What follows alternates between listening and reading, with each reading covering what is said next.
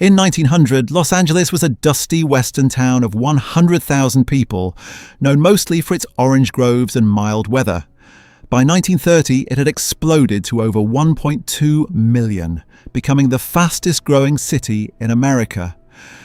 What happened in between was the invention of a dream, a place where sunshine was endless, opportunity was limitless, and anyone could become a star. In this video, I use modern AI tools to reconstruct Los Angeles during the Roaring '20s, when a small desert city transformed itself into the entertainment capital of the world. Downtown Los Angeles in the 1920s was a boomtown in overdrive. New buildings rose almost weekly. The Pacific Electric Red Cars, the largest electric railway system in the world, connected dozens of communities across the basin. Broadway was lined with ornate movie palaces where thousands gathered nightly to worship at the altar of cinema. The air smelled of orange blossoms and opportunity, and people arrived by the trainload, each one carrying a suitcase and a dream. Why did the movie industry choose Los Angeles? The answer was simple: sunshine. Early film cameras needed enormous amounts of natural light, and Southern California offered over 300 sunny days per year. There was also the distance from Thomas Edison, whose patents and lawyers had made filmmaking on the East Coast expensive and legally dangerous. By the 1920s, the studios had transformed Hollywood from a quiet suburb into a factory town for dreams. Universal, Paramount, Warner Brothers, and MGM built sprawling lots where entire cities could be constructed and destroyed in a single day. The backlots held fake New York streets, medieval castles, and Wild West towns, all within a few acres. Silent films were being produced at an astonishing rate. Directors like Cecil B. DeMille created biblical epics with thousands of extras. Comedians like Charlie Chaplin and Buster Keaton performed stunts that still seem impossible. The whole world watched, and Hollywood delivered new fantasies every week. The movies had become America's shared dream, and Los Angeles was where dreams were manufactured. The 1920s invented the movie star. Before this decade, actors were anonymous. Now they were gods. Charlie Chaplin was the most famous person on Earth. Rudolph Valentino caused riots wherever he appeared. Mary Pickford, known as America's sweetheart, was so beloved that her marriage to Douglas Fairbanks was treated like a royal wedding. These stars lived like royalty too.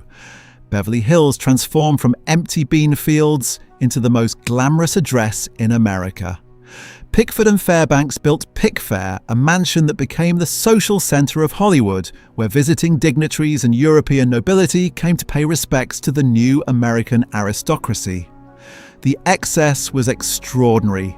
Stars built private zoos, indoor swimming pools, and screening rooms. They threw parties that lasted for days. They earned more money in a week than most Americans saw in a decade, and the public could not get enough. Fan magazines multiplied, feeding an endless appetite for gossip, fashion tips, and photographs. The celebrity culture we live with today was born in 1920s Los Angeles, manufactured as deliberately as the films themselves. Los Angeles was not just about movies, it was also about pleasure, and nowhere was pleasure more concentrated than along the beach. Venice, built by developer Abbott Kinney as a replica of the Italian original, had canals, gondolas, and Renaissance-style architecture. By the 1920s, it had also become a carnival of amusement piers, roller coasters, and dance halls. The beaches drew crowds by the tens of thousands on summer weekends. The Pacific Electric brought them from across the city for a nickel fare. They came to swim, to sunbathe, to ride the roller coasters, and to see and be seen. Bathing beauty contests celebrated a new, more relaxed attitude toward bodies and pleasure. Santa Monica Pier, Ocean Park, and the Venice Pier competed to offer the most thrilling rides and attractions. The Giant Dipper roller coaster terrified riders. Dance halls offered jazz bands and the chance to hold a stranger close. For working-class Angelenos, the beach was an escape from cramped apartments and factory jobs, a taste of the California dream that the movies promised but real life rarely delivered.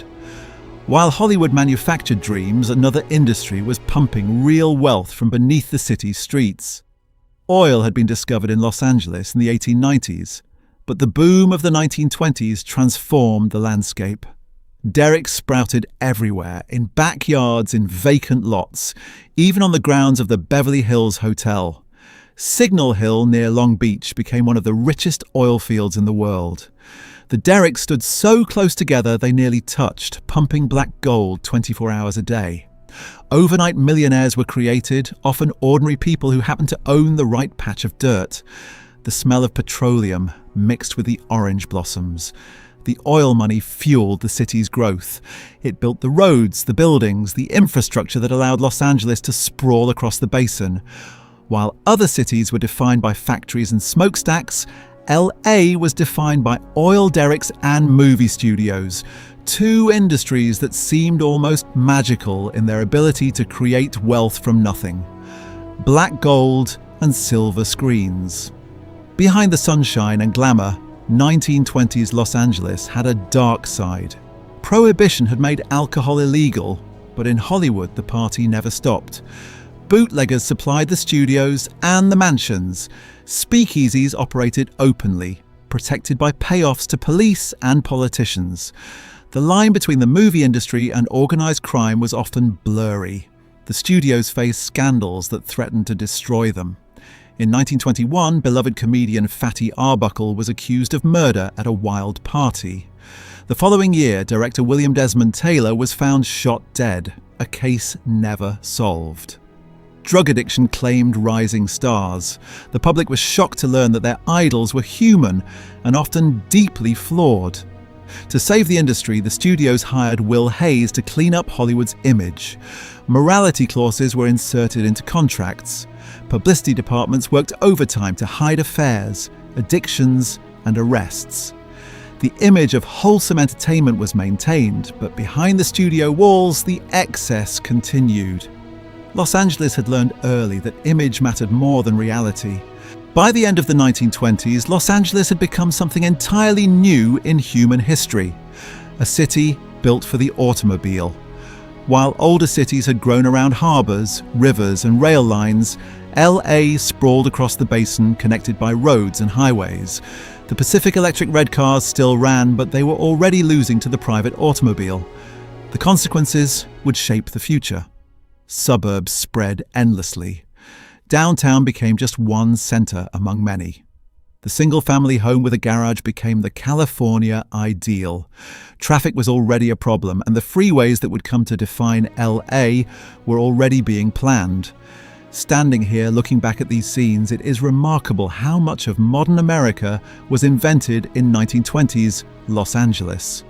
The movie industry that shapes global culture. The celebrity worship that dominates media. The car-centered suburban lifestyle that spread across the country. The dream that you could leave your past behind and reinvent yourself in the sunshine. All of it was born here in this strange and beautiful city that grew from nothing into the capital of the 20th century. If there's another city or moment in time you'd like to see reconstructed, let me know in the comments. Thank you for watching.